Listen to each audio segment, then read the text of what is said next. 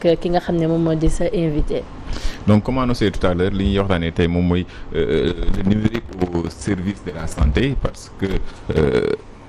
on se rend compte que suñu semaine passée je parlais de la capacité des Sénégalais à agir, de la capacité des Sénégalais à créer, à concevoir des choses sur le plan numérique et j'en parlais aussi par rapport à la fuite des cerveaux sur les IT. Aujourd'hui, on a encore benn preuve que ni les jeunes Sénégalais am nañ capacité def des prouesses ci domaine technologie. Docteur Assane Diallo, il est médecin mais yemul ci liggéeyu médecine kese tax na xarañam wala liggéeyam permettre na ko mu dugg ci leneen. Aujourd'hui, il utilise le numérique pour accompagner la santé, pour accompagner les malades, pour accompagner les personnels soignants. Docteur Assane ñu nuyuwaat la daal remercier la aussi si disponibilité bi d'abord. Merci beaucoup Hassan. Je suis content d'être parmi vous ce matin. Comme ni nga ko waxee nous sommes venus apporter notre contribution ci médecine Sénégal. ci système de santé Sénégal lépp moo ñu yóbbee ba ñu xalaat benn logiciel boo xamante ni ça modernise le système de santé du Sénégal. loolu moo tax ñu ut logiciel boobu def ko à la disposition du Sénégal mais aussi à la disposition de toute la sous-région et puis je serai content de répondre à vos questions. Alors logiciel la yemul ci logiciel ànd ak des cartes à puce numérique mais fi d'abord on parle de dossier médical numérisé. idée bi naka la ñëwee sa xel lan moo déclic lan mooy déclic bi tax nga ne faaw ma liggéey ci lii ngir mën koo indi ci système sanitaire bi. Alors déclic bi mi ngi jógee ci en étant un médecin donc je pratique beaucoup à l'hôpital dama seetlu que suñu jaaree hôpital dans beaucoup d'hôpitaux ici au Sénégal j'ai rencontré presque le même problème que ça soit dans le public ou dans le privé mooy surtout la perte des dossiers médicaux. C'est-à-dire yow tey jii boo ñëwee hôpital dans un hôpital public nga ñëw par exemple nga soj on t'ouvre un dossier médical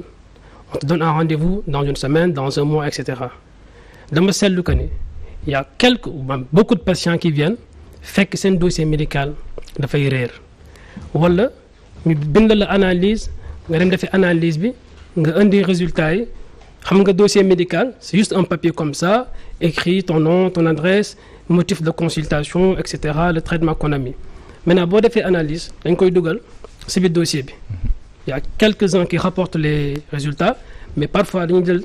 résultat bi rek dugal ko ci biir donc tu reviens à ta prochaine consultation comme dossier médical papier la mën nga yëkkati di fiche nekk ci biir daanu donc on perd tes résultats et nga ñëwaat ñu ne la bah écoute résultat yi nga defoon dafa réer donc defaat ko et souvent c'est des patients qui dépensent énormément d'argent pour ces résultats-là mooy première chose. Deuxième chose on perd énormément d'informations. Pourquoi? Parce que fekkee da nga am une pathologie chronique par exemple c'est-à-dire c'est quelqu'un qui vient à l'hôpital tous les mois ou bien tous les 3 mois voir son médecin donc un dossier médical nga bind ci 2 ou 3 fois fees na beneen fiche 2 ou 3 fois fees na donc imagine-toi un patient que l'on doit suivre dans 10, 20, 30 ans. Moi par exemple xam naa koo xamante ni c'est un patient boo xamante ni professeur bi nga xamante ni service am laa nekk bi muy nekk interne la doon suivre patient boobu prof pare na internat am nekk assistant nekk professeur agrégé nekk professeur titulaire ba léegi patient bi wérul léegi maa koy suivre donc imagine-toi le nombre de dossiers que ce patient doit avoir donc il arrive parfois que dossiers yooyu daal di réer et une information médicale mais elle est capitale boo si perte benn information bu ndaw mais ça peut gâcher beaucoup de choses et c'est ce qui explique justement la fréquence des erreurs médicales. Pourquoi? Parce que da ngay ñëw fekk bindaloon naa la garab bi garab bële analyse bi nga ñëw mën la par exemple dossier bi réer na ou pire encore à l'hôpital ce qui se passe mooy xam nga les consultations sont programmées. C'est-à-dire mois bii nii mën nañu wax ne chaque lundi ak chaque jeudi mooy consultation par exemple en gynéco par exemple mais lundi boobu le nombre de patients que l'on doit recevoir bind nañ seen tour ba pare c'est-à-dire on peut dire que 15 patients la ñuy consulter par lundi 15 patients tous les jeudis. Et la secrétaire bind na seen tour ba pare donc boo ñëwee lundi par exemple nga doon consulter nga indi sa fiche nga joxe malheureusement secrétaire bi war na sa dossier mu ne la ba écoute sa dossier dafa réer ce qu'on fait c'est quoi soit on te redonne un rendez-vous te rendez-vous bi dafay sori. parce que nee naa la ñi ñu war a jël yëpp bind nañ seen tur ba pare ou bien ñu ubbi la dossier bu bees c'est un médecin qui est clément mu ne la bon grawul dinaa la jël ubbi la dossier bu bees mais dossier bu bees ça veut dire quoi kon toutes les informations qu'on avait mises dans l'ancien dossier elles sont perdues te information médicale boo si pertee lu ndaw mën na conduire erreur diagnostic par exemple yow nga consulter lundi nga bind dara si dossier médical bi man jeudi ma war a consulter jeudi ma ñëw ñu ne ma dossier bi réer na le patient là je l'avais pas vu lundi jeudi laa koy soo a gis donc je peux essayer de retracer son historique lan moo lay metti lan moo la dal mais su ma ko waxee lan la defaral le patient il connaît pas les molécules du tout parfois mu ne la am na benn boîte bu bleu bi ma bindaloon benn kii donc après ça tend vers un tâtonnement de loolu warul ce qui nous a poussé justement à créer ce qu'on appelle un dossier médical numérique boo xamante ni c'est des cartes avec une puce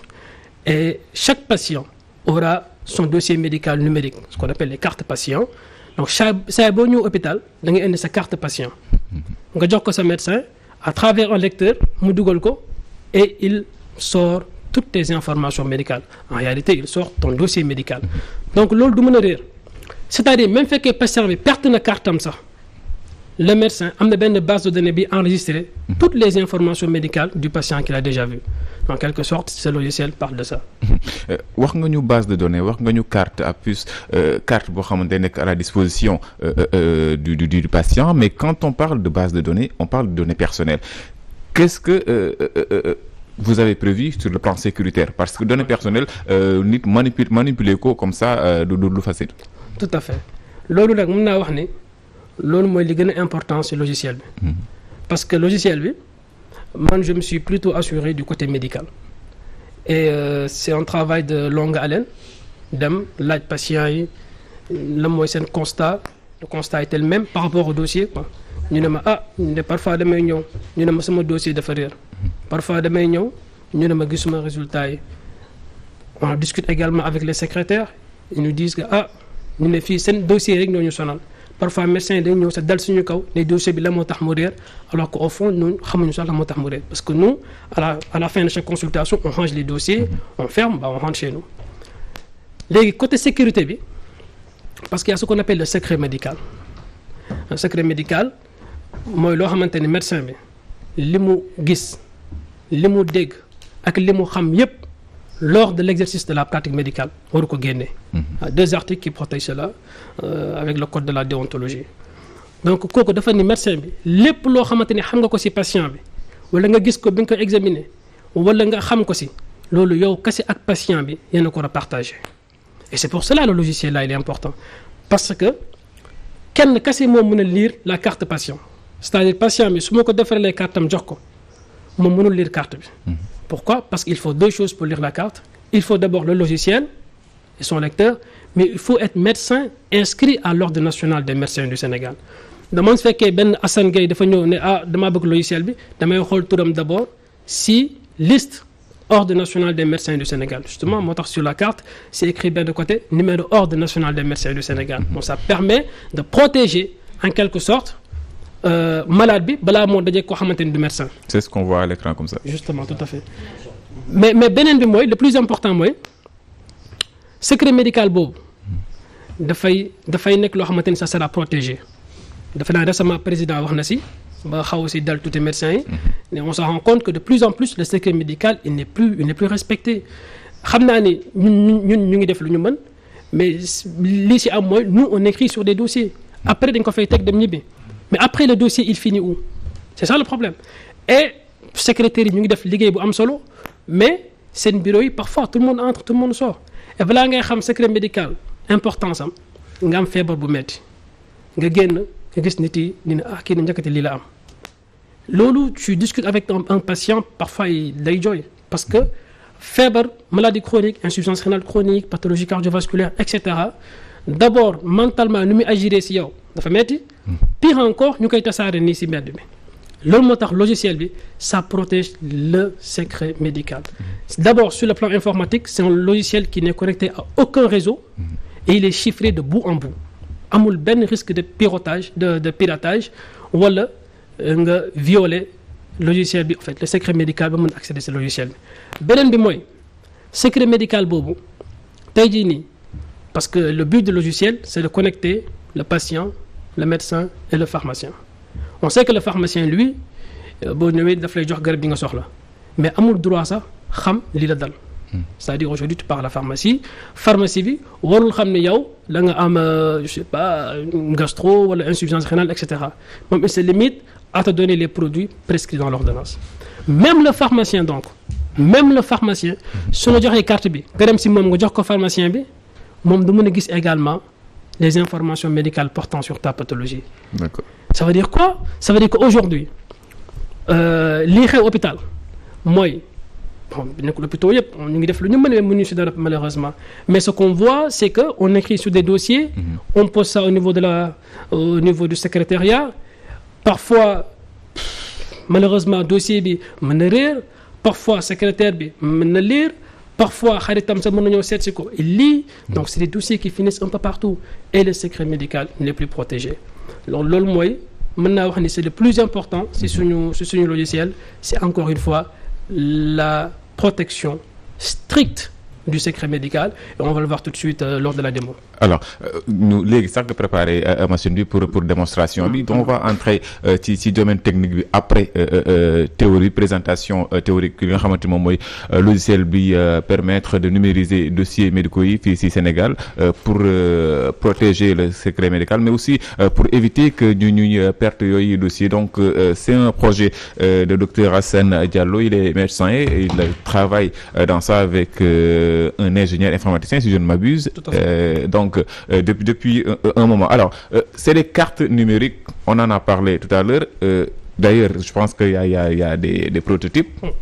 si on peut partager avec le plateau mais aussi avec les téléspectateurs docteur oui. Il y a un logiciel déjà ay cartes ak lecteur comment le processus se déroule alors le processus démo bi il est très simple parce que l'idée vient essentiellement de deux personnes man ak sama grand frère ñun moom moo ko xalaat et puis moi je me suis chargé encore une fois du côté médical parce que moom daf ma laaj par rapport aux difficultés que nous avons dans l'exercice dans la pratique médicale et puis nous l'avons imaginé alors logiciel bi mode d'emploi bi il est ultra simple parce que ñun d'abord en tant que praticien daanaka bëriwuñ jot donc boo ñu naree indi logiciel bu compliqué franchement ça va être très compliqué pour nous de l'utiliser donc pour l'utilisation du logiciel on a juste besoin de trois choses d'une carte patient d'une carte médecin et d'un logiciel c'est tout ce dont on a besoin boo xoolee logiciel bi bon je sais pas si la caméra elle pourra montrer on va faire une petite démo ok c'est bon alors donc logiciel bi mu ngi tudd Lox Z noonu lañu ko tuddee donc lii mooy lecteur bi donc il y a un lecteur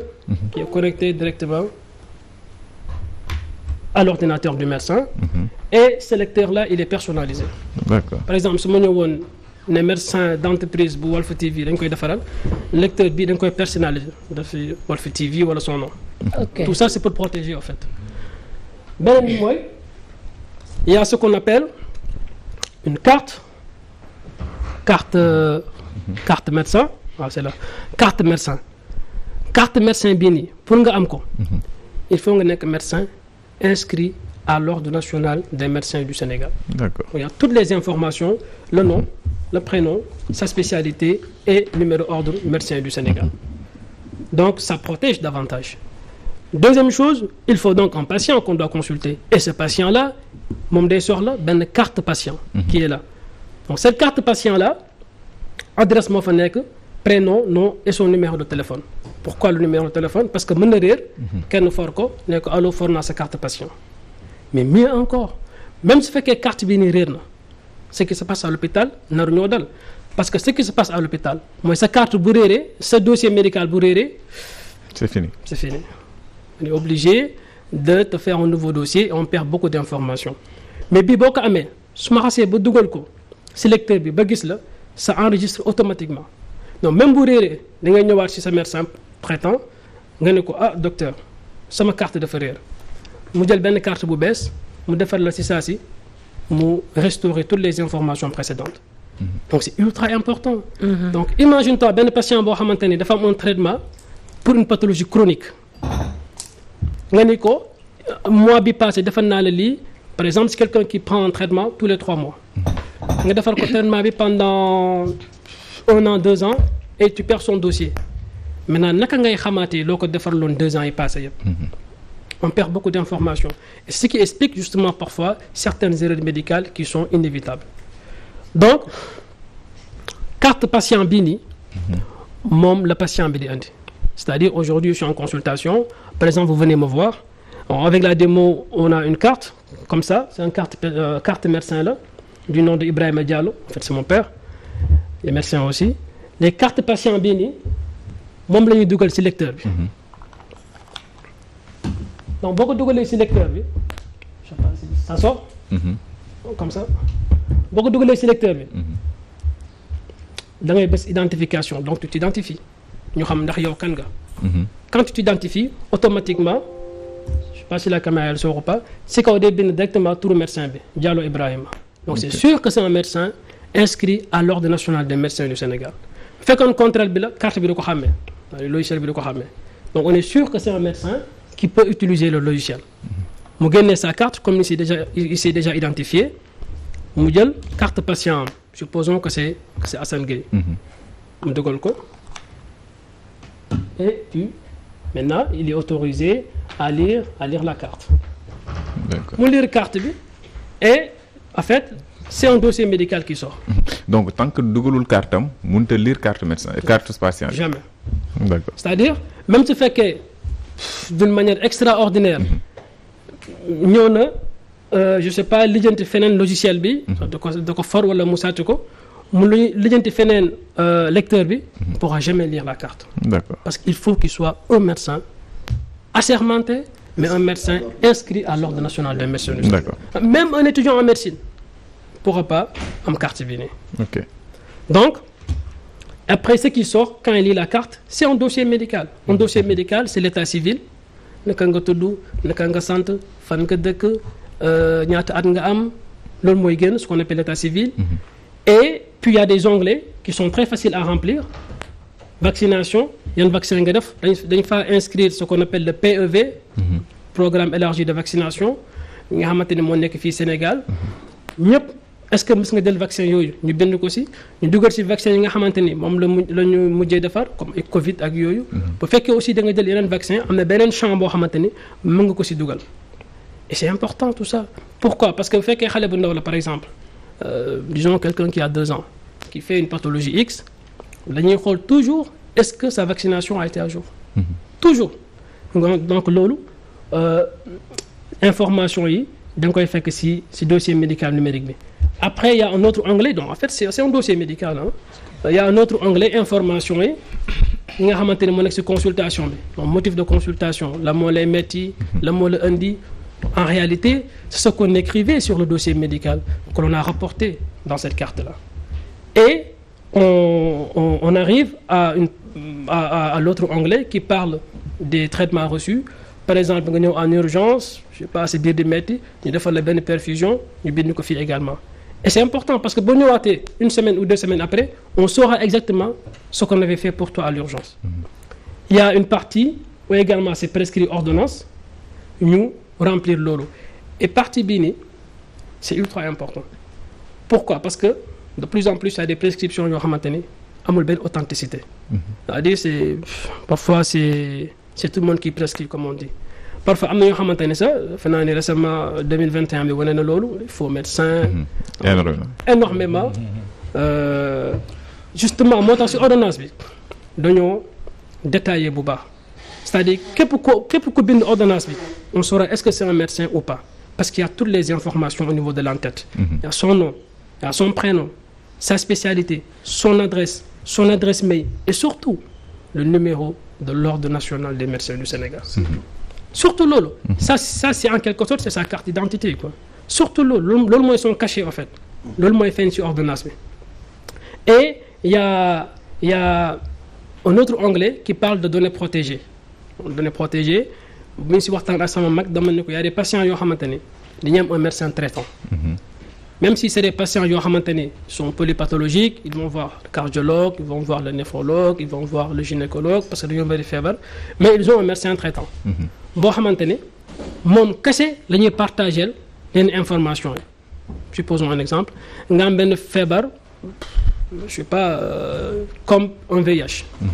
xëy na bëggoo médecin yi lay suivre yëpp xam ko mais sa médecin traitant moom mën na ko xam. da koy bind fii nii fi ñuy wax données protégées et seul ton médecin traitant bu gisee ni maintenant jot na pour mu partager ko ak yeneen confrères am yi mu partager ko ak ñoom te du nekk ci carte bi c'est-à-dire boo ko bindee fii nii da koy enregistrer sous forme de PDF. Après mën na ko envoyer mail si tu vas voir le gynécologue le cardiologue wala beneen médecin mais mieux encore c'est qu'avec cette carte là on permet de connecter les médecins par exemple tey jii nii boo amee une pathologie cardiaque ñu ne la demal hôpital Dalal Jàmm c'est très bien ñu faj la foofu t'as un dossier là-bas nga jékki-jékki rein bi feebar na ñu la fan ñu ne demal Dantec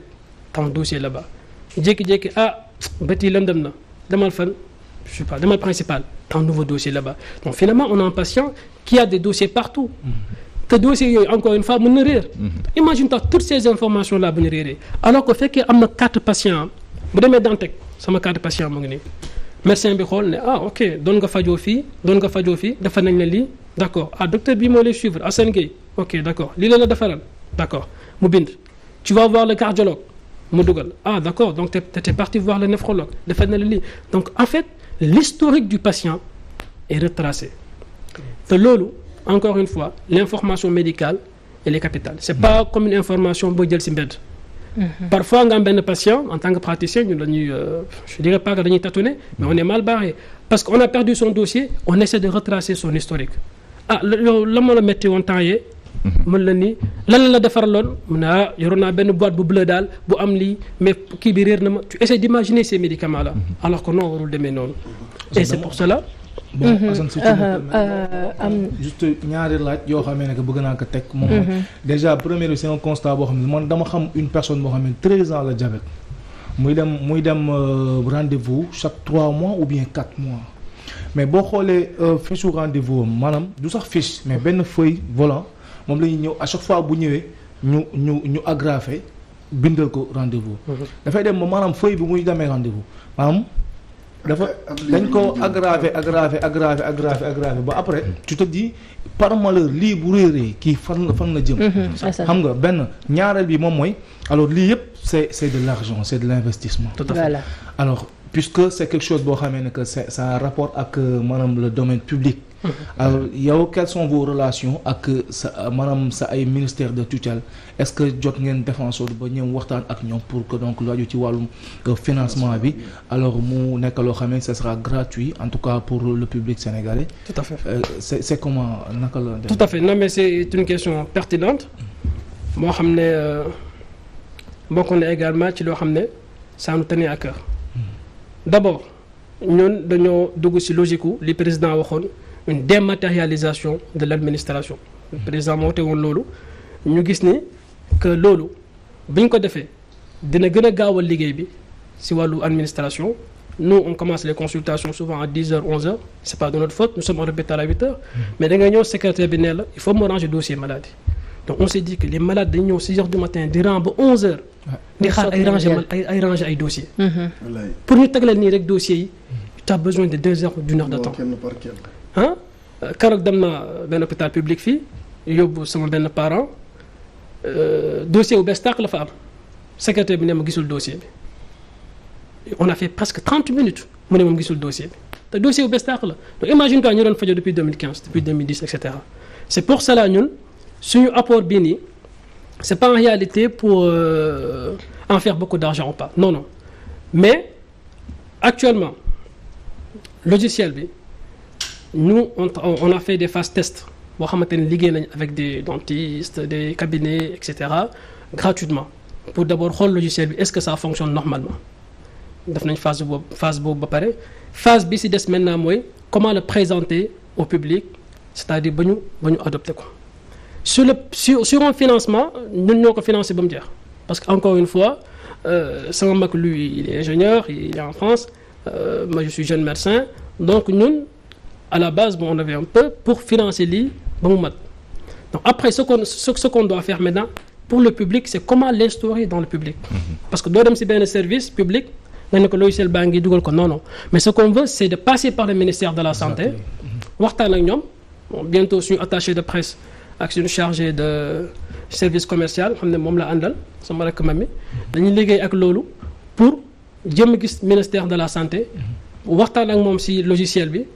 pour ñu xool naka lañ koy instaurer dans le public mais dans le privé commencé na déjà parce que les gens ont adopté cela on a eu de bons retours avec nos confrères médecins ñoom docteur Soumaré ñoom docteur